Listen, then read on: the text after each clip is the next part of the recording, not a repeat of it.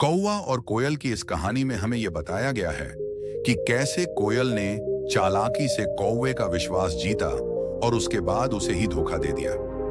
कौवा ने भी कोयल के जाल में फंसकर और उस पर आंख बंद करके विश्वास करने की कीमत अपनी जान गंवा कर चुकानी पड़ी। ये कहानी दूसरों पर खुद से ज्यादा भरोसा न करने की एक बेहतरीन सबक देती है। चांदनगर गांव के करीब कुछ साल पहले एक जंगल था। उस वन में एक बरगद का पेड़ था जिस पर एक कोयल और एक कौवा अपने अपने घोंसले में रहते थे। उस जंगल में एक दिन रात को बहुत तेज आंधी तूफान आया और बारिश होने लगी। इसके बाद जंगल तहस नहस हो गया। जब अगली सुबह कौवा और कोयल उठे और उन्हें अपनी भूख मिटाने के लिए कुछ नहीं मिला, जिसके बाद कोयल ने कौवे से बोला, हम अच्छे से इस जंगल में रहते हैं, लेकिन हमें यहाँ कुछ भी खाने को नहीं मिल रहा है। इसीलिए क्यों ना जब मैं अंडा दूं तो तुम खा लेना, और जब तुम अंडा दोगे तो मैं उसे खाकर अपनी भूख मिटा लूंगी।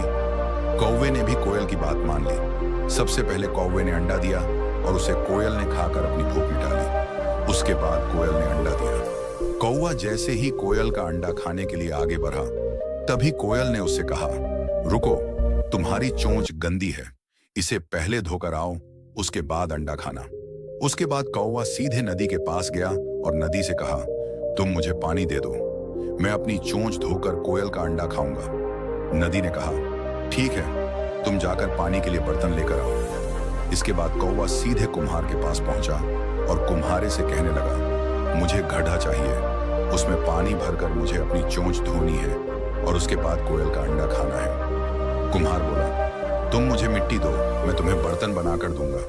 कुम्हार की बात सुनते ही कौवा धरती माँ से मिट्टी मांगने लगता है। कौवे ने कहा, हे धरती माँ, मुझे मिट्टी चाहिए जिससे मैं बर्तन बनवाऊंगा और उस बर्तन में पानी भरकर अपनी चोंच साफ करके कोयल का अंडा खाऊंगा।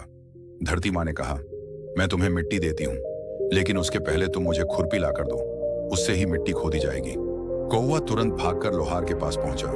उसने लोहार से बोला, मुझे खुरपी चाहिए जिससे मैं मिट्टी खोदकर कुम्हार को दूंगा और वह मेरे लिए बर्तन बनाएगा और उस बर्तन में पानी भरकर मैं अपनी चोंच साफ करूंगा, फिर कोयल का अंडा खाऊंगा।